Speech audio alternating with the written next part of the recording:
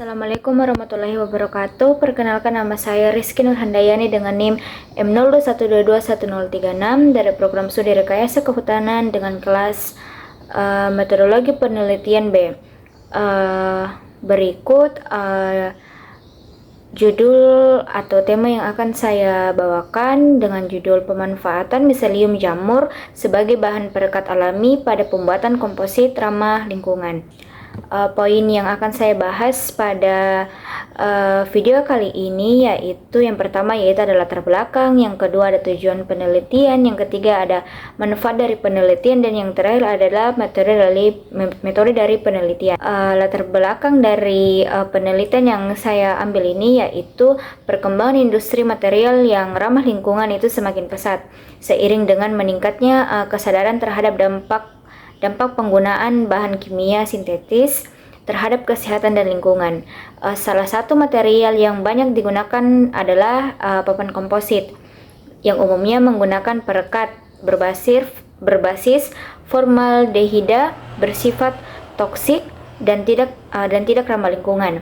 Miselium jamur ini merupakan bagian vegetatif pada jamur yang berupa benang-benang halus atau hifa. Memiliki kemampuan alami untuk membentuk jaringan yang kuat dan yang dapat berfungsi sebagai bahan perekat, sehingga yang menjadi tujuan dari penelitian ini yaitu penelitian ini bertujuan untuk mengkaji potensi miselium jamur sebagai bahan perekat alami pada papan komposit sebagai alternatif pengganti perekat sintetis yang lebih aman, murah dan ramah lingkungan. Manfaat dari penelitian ini ada 3. Yang pertama yaitu manfaat secara akademis, manfaat secara lingkungan, dan yang terakhir yaitu manfaat secara ekonomi. Pada manfaat secara akademis, memberikan kontribusi ilmu pengetahuan mengenai pemanfaatan miselium jamur sebagai perekat alami dalam pembuatan papan komposit. Pada manfaat lingkungan, dapat mengurangi ketergantungan terhadap perekat sintetis yang berbahan kimia, serta memanfaatkan limbah organik sebagai media tumbuh miselium. Dan yang terakhir yaitu manfaat ekonomi. Pada manfaat ekonomi ini dapat menawarkan alternatif bahan perekat yang lebih murah dan mudah diperoleh, sehingga dapat menekan biaya produksi papan komposit. Selanjutnya adalah metode penelitian. Pada metode penelitian ini digunakan metode kuantitatif dan terdapat jenis penelitian yaitu eksperimental pada laboratorium. Nah, penelitian eksperimental laboratorium ini memiliki langkah-langkah. Pada langkah pertama yaitu persiapan miselium jamur.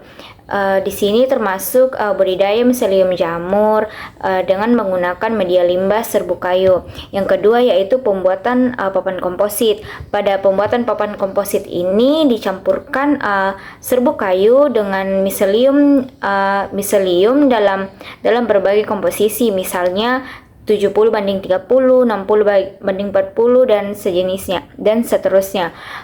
Kemudian cetak campuran serbuk kayu dan miselium itu dalam cetakan kayu, lalu inkubasi selama beberapa hari agar miselium itu tumbuh dan mengikat pada serbuk kayu tersebut. Kemudian keringkan papan komposit hingga kadar air sesuai dengan standarnya. Dan yang selanjutnya yaitu pengujian kualitas papan. Pada tahap ini diuji kekuatan papan terhadap tekanan, lentur, dan ketahanan terhadap air sesuai standar SNI-nya atau tidak. Selanjutnya yaitu bandingkan hasilnya dengan papan komposit berbahan perekat sintetis. Dan yang terakhir yaitu analisis data. Pada analisis data ini, data akan dianalisis secara deskriptif dan statistik untuk melihat pengaruh komposisi terhadap miselium dan terhadap kualitas papan komposit itu sendiri. Sekian video yang dapat saya sampaikan, kurang lebihnya mohon dimaafkan. Wassalamualaikum warahmatullahi wabarakatuh.